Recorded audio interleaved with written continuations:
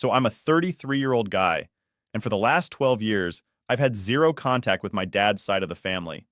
This all started when my dad remarried, a big shift that happened when I was just about 10. Back then, my parents split because, well, they just weren't in love anymore. Even though I get it now, as a kid, it really shook me up. I felt a mix of shock and heartbreak, which led me to act out a lot. We even tried family counseling to smooth things out, but it mostly felt like only my mom was trying to get me. My dad? He was more about just dealing with things as they come, which made me feel pretty distant from him.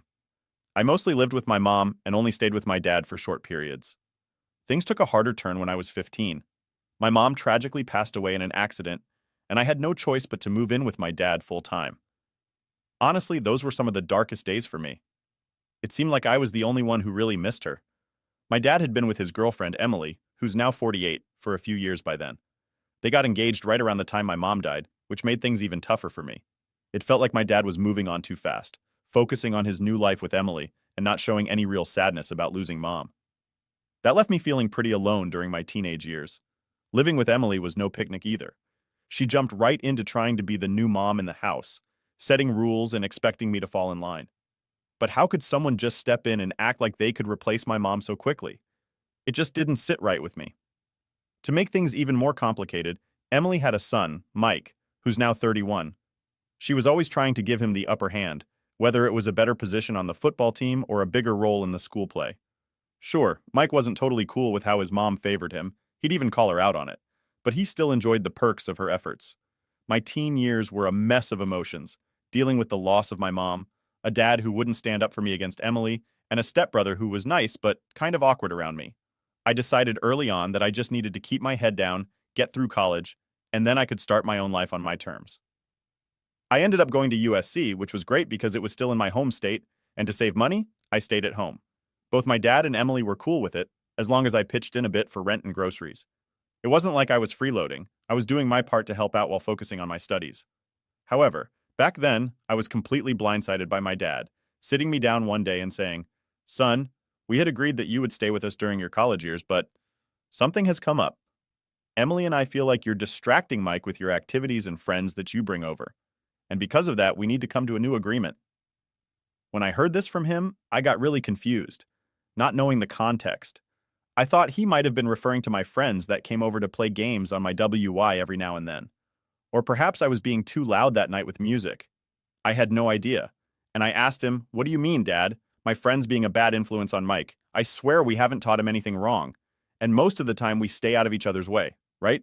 He replied, "Yeah, but that's not what I'm talking about, OP. I think that you and I both know that Mike has strong feelings for Evelyn. What we were thinking is maybe you could break up with her to keep peace in the family. I mean, we don't think that a girl should mean more than your brother's well-being, right?" I laughed out loud when I heard this. It was by far the dumbest thing I had ever heard in my life. Still chuckling, I went, "Sure, Dad. Why don't I break up an amazing relationship? Because your kid doesn't know how to take no for an answer. I've already told him tons of times that he makes Evelyn uncomfortable, and I barely bring her over anymore. What is the problem anyways?" I knew he was beating around the bush, but I was starting to realize that Mike had gone all gung-ho with a "if I can't have a nobody can" attitude. And Emily had probably asked Dad to talk to me about it to appease her son and also make sure he doesn't waste any more time over this girl. I have no clue how they expected me to roll over on this, though. It blew up into a huge fight, and I ended up choosing to stick with Evelyn and move out of the house. I packed my bags one day and left, changing my cell number in the process to I crashed at a friend's place for a few days and eventually moved in with my girlfriend. Thankfully, I was in college on scholarship, and my main struggles came from paying for rent and utilities. But I hustled and work nights to make it happen. At this point, all bridges had been burned with my family, and the only people I consider family currently are a few relatives on my mom's side. It's been 12 years since then, and guess what? Evelyn and I got married, and both of us are quite comfortable in our jobs and lives. In fact, we bought our first house and are trying for a baby. I genuinely think leaving my toxic family behind was the best decision I made. However, a couple of days ago, someone showed up at my doorstep, and that made me spiral and think back to my past a little. Mike somehow found out where I lived and came over to visit one day saying that he needs to talk to me. I was too shocked to really react, and silently let him in after he made himself comfortable. We caught up a little, although he already knew the general gist of my life because he had apparently found out through social media. Then he told me the real reason he was here. He explained a lot of things about his infatuation with Evelyn, including his mom's involvement. However, he also added that he never wanted me to move out of the house, and that was something that Emily had devised all on her own. He said that his stepdad, a mom, seemed almost glad that I was gone, and the house became really cold and weird after that for him. The three of them ended up moving out of state a few months after I left, something which I wasn't aware of, and Mike didn't know how to reach out to me back then. In all this time, he had been feeling guilty for the way I had laughed and had gotten over his infatuation with Evelyn. Surprise? Surprise. But due to his shitty mental state had ended up mixing with the wrong crowd in college and ended up dropping out. The situation at home was terrible as well, and his mother was losing her mind over his lack of drive and success, without ever really bothering to find out why he was feeling so depressed. This eventually drove him to leave the house after 10 years back, and he's been wandering the states working random odd jobs and hitchhiking. He came to me to ask if I wouldn't help him out by settling in this town, perhaps by helping him get a foot in the door at the place I work at. For someone with no degree and no qualifications, this would be tough, and I made that clear. But Mike said that I owe him this for abandoning him without toxic family. He claims that even though we were distant, we were still brothers. He left about an hour back. As I'm writing this post and I'm torn, I don't think I owe him any obligation. But it's terrible to see him like this. I spoke to Evelyn about it and she would prefer staying. No contact with all members of my family, including Mike, but feels like we should help him out in some way, at least. Would I be the a-hole if I don't continue interacting with my stepbrother? Update 1. So after reading through all of your comments and thinking about this whole situation with Mike, I've kind of made up my mind on what to do next. I think the best plan right now is to help Mike get started on his own a bit. I'm going to give him some cash to cover a cheap apartment for a few months. That way he has a place to stay and some time to figure things out without stressing about where he's going to sleep each night. Plus, it's kind of like pushing him a little to stand on his own feet, because I'm also going to tell him he needs to start looking for a job on his own. It's time for him to take some responsibility, you know? I'm not really sure if Mike and I will ever have that close, brotherly bond. I mean, things have been pretty complicated between us, and maybe they always will be. But you guys made some really good points in your comments.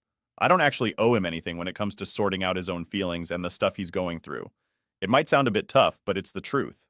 I did what I had to do for my own peace of mind and my own life.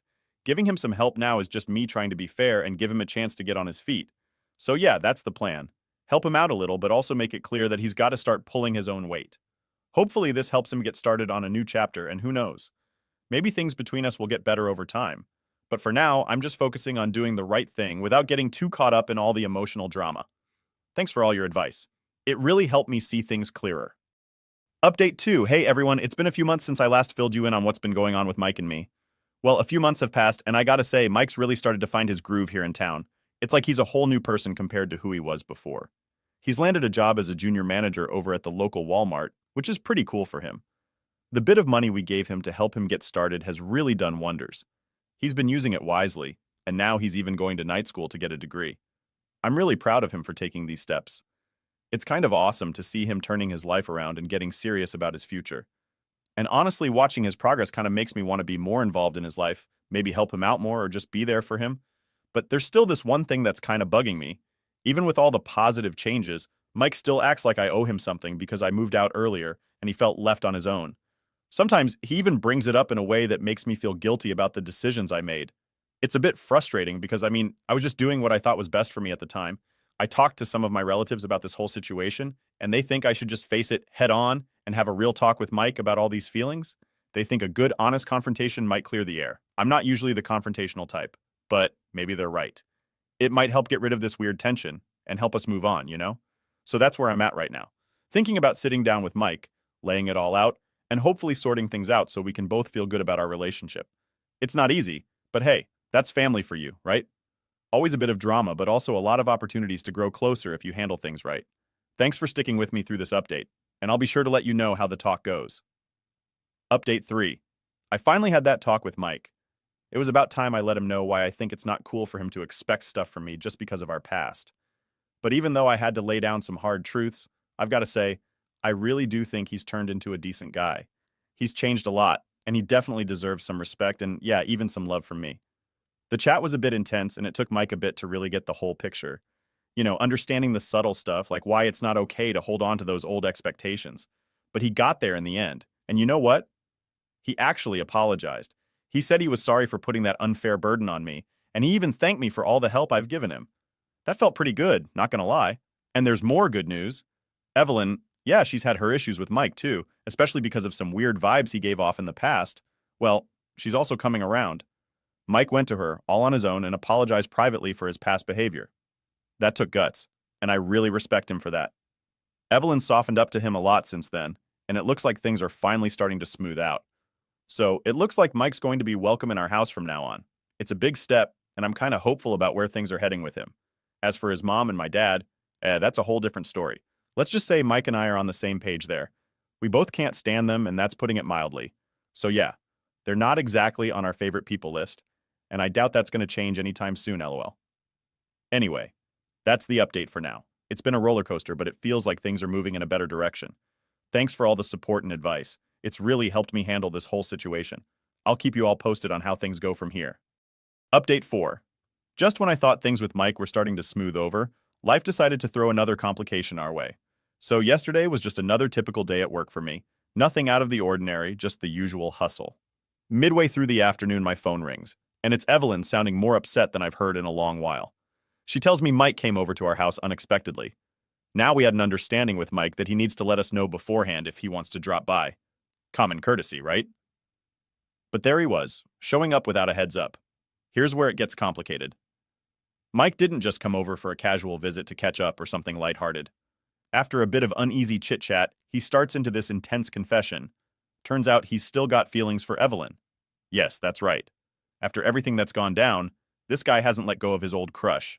But that's not all. He goes on to ask Evelyn if she would consider giving him a chance, basically suggesting they could be something more. Evelyn, being the rock star that she is, shut that down immediately. She told him straight that it wasn't happening, that she was fully committed to our marriage, and that his feelings were completely inappropriate. But Mike didn't take the rejection well at all. He started arguing, getting visibly agitated, and even stepped towards her in a way that was way out of line. Thankfully, Evelyn managed to handle the situation and kicked him out before things could escalate. She even had the foresight to record the whole ordeal on her phone. When I heard about this, I left work right then and there, furious and ready to confront Mike. But by the time I got home, he had already left. I was absolutely livid, unable to think straight. After all the discussions, the efforts to rebuild some sort of trust and brotherly bond, it felt like we had just taken a massive step backward. Evelyn was understandably shaken by the ordeal, and I was left scrambling, trying to make sense of Mike's actions and figure out what our next move should be. Now I'm stuck wondering how to handle this whole mess. Do I confront Mike directly? Should we just cut ties completely this time? It seems like every attempt at mending our relationship ends up being undermined by another issue. And now, there's the added problem of his inappropriate behavior towards my wife. The whole situation is a mess, and honestly, I'm struggling to see a clear path forward. So, that's the update. It's yet another twist in the saga that's my relationship with my stepbrother. If anyone has any advice or has been through something similar, I'd really appreciate hearing your thoughts because this is just more than I ever anticipated dealing with. Update 5.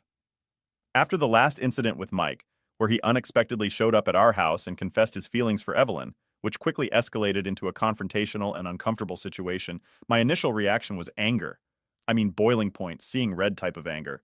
It was a lot to process, and in those first few hours, all I could think about was finding Mike and confronting him face to face, maybe even physically. I was that upset. I spent the better part of that evening driving around town, checking some of the usual spots I thought he might show up at, but Mike was nowhere to be found. It was like he had dropped off the face of the earth right after stirring up this storm in our lives. The more I couldn't find him, the more my frustration grew. It felt like he had just thrown a grenade into our lives and skipped town before the fallout. After several hours of this fruitless search, I came home to Evelyn. Seeing her so shaken up by what had happened and discussing it further helped snap me back to reality. I realized that trying to handle this through a physical confrontation wouldn't solve anything and could actually make things worse. Evelyn, ever the voice of reason, suggested we take a more constructive approach. We talked it through and agreed that the best course of action was to use the legal system to ensure our safety and set a firm boundary that Mike couldn't cross. She reminded me that we had the entire incident recorded on her phone, which captured not just his inappropriate confession, but also his aggressive behavior afterward. The next morning, with a clearer head and a heavy heart, I went to the police station to file a report. It was a tough decision. fraught with mixed emotions. On one hand, Mike was, at one point, someone I considered family, albeit a complicated and strained relationship. On the other hand, his actions had crossed a line that couldn't be ignored. I handed over Evelyn's recording to the police, and they watched it intently, taking notes. The officers were quite supportive. They understood the severity of the situation and began the process to look into it right away. They mentioned that this evidence could potentially lead to a restraining order, depending on how things unfolded legally.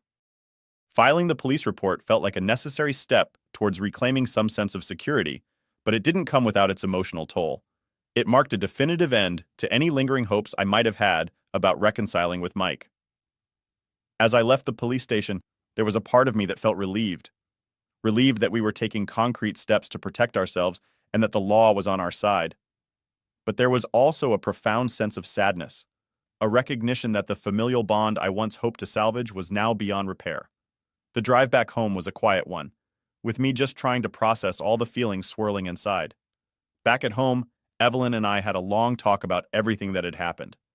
We discussed our next steps and how we would handle things moving forward. It was clear that our relationship with Mike had reached a point where the only interactions, if any, would be through legal channels. We were both on the same page about wanting no further contact with him unless absolutely necessary. The reality of cutting someone out of your life so completely, especially someone who was once considered family, is a stark and harsh one. Yet, for our own well-being, it felt like the only viable option left. These past few days since filing the report have been a bit of a waiting game. We're waiting to see how the legal process pans out, waiting to hear back from the police, and just generally waiting for some semblance of normalcy to return to our lives. This entire ordeal has taken a significant toll on both of us. There are moments of anger, moments of profound disappointment, and moments where the whole weight of this situation just feels overwhelming. Despite the turmoil, there have been some small silver linings. Evelyn and I have found a renewed strength in our relationship through dealing with this together. It's reminded us of the importance of supporting one another and standing united in the face of challenges. We've also been incredibly grateful for the support from friends and a few family members who are in the know about the situation. Their words of encouragement and offers of help have been a small beacon of light in what has otherwise been a very dark period. Update 6. After my last update, where I shared about filing a report against Mike following his unexpected and aggressive behavior, things progressed more rapidly than I expected. The police were quite efficient once they had all the evidence, including the recording from Evelyn's phone. They managed to track down Mike, and based on what had transpired, along with their own investigations, he was arrested. This wasn't an outcome I had ever hoped for, but his actions left us with no other choice, and part of me felt relieved that there was a measure of safety in knowing he couldn't just show up at our doorstep again. But barely had I started to process this, when another unexpected twist came our way. My phone rang one evening, and the display showed a name I hadn't seen in over a decade: my dad. The sight of his name stirred up a whirlpool of emotions, from old anger to a flicker of hopeful curiosity, wondering why, after all these years, he decided to call. I answered the call, a decision driven partly by those flickering hopes that maybe, just maybe, this could be a step toward some reconciliation or understanding. But those hopes were quickly dashed the moment I heard the tone of his and Emily's voices. There was no warmth or regret for the years of silence, no gentle easing into conversation. Instead, they dove straight into the issue at hand, as if the past 12 years of distance and silence had evaporated into thin air. They immediately launched into a tirade about how ridiculous it was for me to press charges against Mike, demanding that I drop them. Their words were forceful, insistent, as if they had any right to dictate my actions after everything that had happened. And as if that wasn't enough, they threw in an accusation against Evelyn, claiming she had somehow set Mike up, that she had manipulated the situation to make him look worse than he was. The accusation was not only baseless, but also deeply insulting. The shock of their audacity made my blood boil, but more than that, it brought back all the reasons why I had distanced myself from them in the first place. Here they were, after a 12-year hiatus, still trying to control and manipulate, still expecting me to bend to their will without question. It was as though they expected me to just fall back in line, like the old days when I didn't know any better than to follow their lead. I managed to keep my voice steady, though inside, I was a tumult of anger and disappointment. "So now you want to talk," I said, my words laced with disbelief and a cold anger. I didn't wait for their response. I told them never to contact me again, and ended the call before they could say another word. Hanging up on them felt like closing a door, a heavy, ironclad door, on a part of my life that had long caused me more pain than peace. It was a definitive move, one that said no more to manipulation, to emotional blackmail, and to relationships that brought more hurt than healing. Evelyn was right beside me, her presence a steady comfort. We talked it through, and she agreed wholeheartedly that we didn't need that kind of negativity in our lives, that our well-being and our peace were too important to compromise. The aftermath of that call left me with a lot to think about. I spent long hours into the night reflecting on what family means, on the bonds we choose to keep, and those we choose to sever. It's clear to me now more than ever that family isn't just about blood relations, it's about who stands by you, who supports you, and who respects your choices. It's about the people who are there for you in your darkest hours, who lend strength when you're weak, and who celebrate with you in your happiest moments. In the days since, as we wait to see how the legal proceedings against Mike unfold, I found a certain clarity. It's a clarity that comes from making tough decisions that prioritize our safety and mental health. It's not been easy, and there are moments when the weight of everything feels overwhelming. But there's also a sense of rightness in knowing we are taking steps to protect ourselves and to build a life surrounded by people who genuinely care.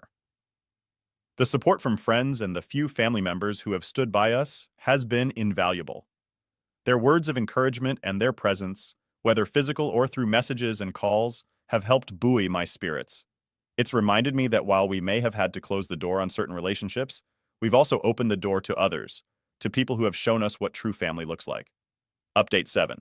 Hey everyone, I've got quite the mix of updates to share with you today, and I'm starting with some really wonderful news amidst all the challenges we've been facing. Evelyn and I are expecting a baby.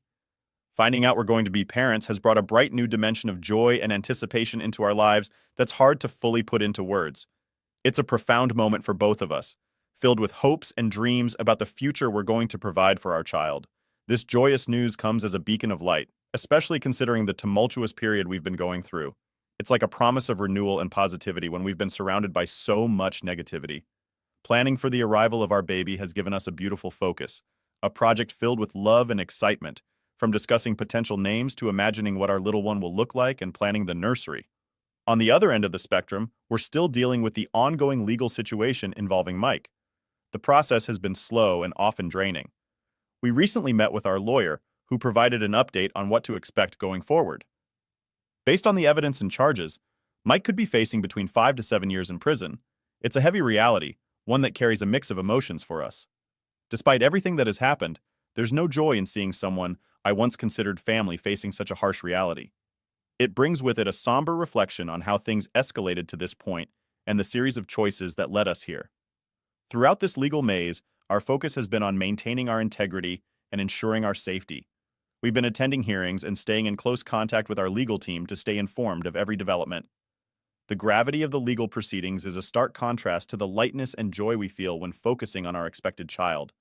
This duality of experiences has been a strange journey, preparing for a new life while simultaneously dealing with aspects of my past that I wish could have turned out differently. Evelyn has been incredible through it all. Her strength and resilience have buoyed me on the harder days, and her excitement about our baby is infectious. We've been spending a lot of time talking about how we want to raise our child. Values like kindness, understanding, and strength are at the forefront of these discussions. We want to create a nurturing environment, one that is vastly different from the tumult and strife that have characterized some of my familial relationships. As we prepare for our new arrival, we've also been consciously deciding to keep our distance from toxic relationships. The clarity that comes with expecting a child has reinforced our resolve to protect our family's peace. We've been rearranging our home, setting up a nursery, and reading all sorts of parenting books, each activity strengthening the bond between us and reinforcing the excitement for our family's future. Reflecting on family dynamics, I've come to appreciate even more the support from friends and the few family members who've been there for us. Their support has been a consistent reminder that family isn't just about blood relations, it's about who you choose to have in your life, who supports you, and who shares in your values. This network of chosen family has been instrumental in keeping us grounded and focused on what truly matters. Looking ahead, the arrival of our child feels like a new chapter, one where we can focus on creating positive memories and building a legacy of love and respect. It's a chance for us to turn the page on past difficulties and look forward to the joys of parenthood. Despite the ongoing legal situation with Mike, which we will continue to handle with the seriousness it deserves, we are increasingly looking forward to the future with optimism. Balancing the preparation for our baby with the legal procedures has not been easy. There are days when the stress seems overwhelming, when the slow pace of legal proceedings feels frustratingly at odds with the rapid preparations for our new arrival. Yet these challenges have also brought us closer together, solidifying our partnership and our commitment to our family's well-being. I'm deeply grateful for the community of friends, both online and in real life, who have offered words of encouragement and support through these times. Sharing this journey with you has provided not just a cathartic outlet for me, but has also offered perspectives and advice that have been invaluable. As we move forward, I'll continue to update you all on both the joyous and challenging aspects of our life. Your engagement and support have been pillars of strength for us, and I look forward to sharing more about our journey into parenthood and beyond. Here's to hoping that the next updates will be filled with more joy as we get closer to welcoming our new family member into the world. Thank you all for sticking with us through thick and thin. Your encouragement and insights have been bright spots in an often difficult journey. Last update. Firstly, the most wonderful news. Evelyn and I welcomed our beautiful baby into the world. The arrival of our child has been nothing short of miraculous, transforming our lives in ways we never could have imagined. Every cry, every smile, reaffirms our decision to focus on building a nurturing and loving environment away from past negativity. Seeing Evelyn embrace motherhood with such grace and love has only deepened my admiration and love for her. She's been incredible, and watching her with our baby makes every challenging moment we've endured together worth it. In parallel to the joy of new parenthood, the conclusion of Mike's trial has also been a significant part of our recent lives. After what felt like an eternity of hearings and waiting, the court handed down a sentence of 6 years. It's a substantial period that reflects the severity of his actions. On the day of the sentencing, I managed to have a brief conversation with Mike. I expressed my hope that he uses this time to genuinely reflect and perhaps find a new direction for his life.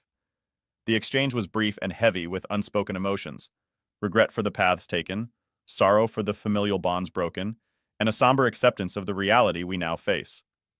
This closure, though necessary, wasn't celebrated. It felt more like an acknowledgement that some chapters in our lives had to be closed, not with joy, but with a quiet resignation to protect our future and focus on the positives that we can control. It also marked a definitive end to any remnants of hope for reconciliation with Mike or my father and Emily. Their absence in all recent events only cemented our resolve that distancing ourselves was the right choice. Reflecting on this, the concept of family has profoundly shifted for me. I've learned that family isn't always defined by blood, but by the bonds you choose to nurture and the commitment to support each other through life's trials and celebrations. Evelyn and I have felt this shift acutely, deciding to invest our energies into relationships that bring positivity and growth, both for ourselves and for our child. Our baby's future is what drives us now.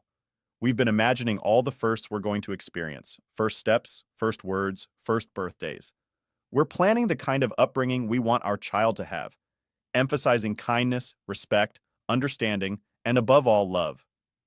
We hope to instill values that encourage our child to embrace diversity, seek understanding, and act with compassion towards others.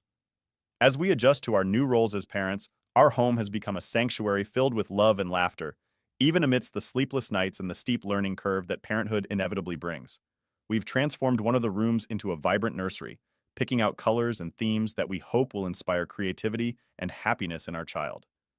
Each choice, from the books on the shelf to the toys in the crib, has been made with so much thought and anticipation. Moreover, our discussions often turn towards how we will discuss our past with our child when the time comes. We agree that honesty, framed in a way that is age-appropriate and constructive, will be our guiding principle. We want our child to learn from our experiences, to understand the complexities of human relationships, and to know that while life can sometimes be challenging, there is always a path toward healing and happiness.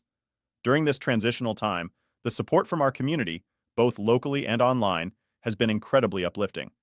Your comments, stories, and words of advice have not only helped us navigate the tougher times, but have also celebrated our victories with us. This virtual diary has become more than just a series of posts. It's been a shared journey that has connected us with so many wonderful people. Looking forward, while I may not update this specific thread anymore, the journey certainly doesn't end here. We're just beginning this incredible adventure of raising our child, discovering the world anew through their eyes. I hope to continue sharing parts of our life in other ways, perhaps focusing more on the joys and challenges of parenting, and less on the conflicts of the past.